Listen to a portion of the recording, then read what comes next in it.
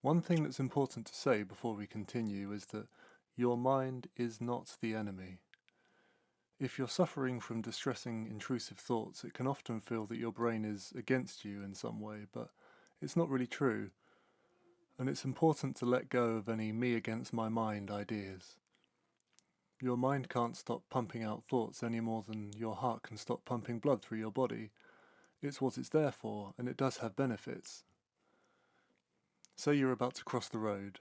You may suddenly imagine being hit by a car, lying dead in the road, and though a bit extreme, this is your mind trying to give you a hint to be careful and in turn not get hit by a car.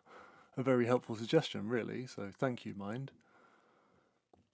With OCD, however, we may overreact to some thoughts and feel a spike of anxiety, which makes us perceive the threat to be more real than it is. Paralysed with fear, stuck at the side of the road, frantically looking from side to side, looking for certainty that it's safe to cross.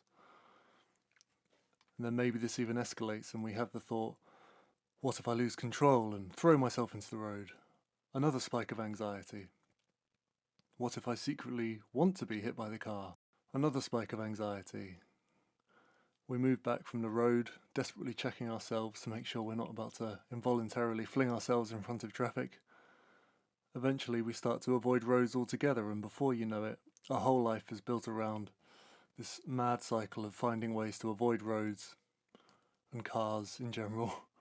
Incredibly life-limiting. This is perhaps a silly example, but I think you get my point. Your mind was just in its own clumsy way suggesting that you take care when crossing the road. It did this in a slightly distressing way, but ultimately the thought was harmless. Your reaction was the problem. So what can we do about this? Let's continue.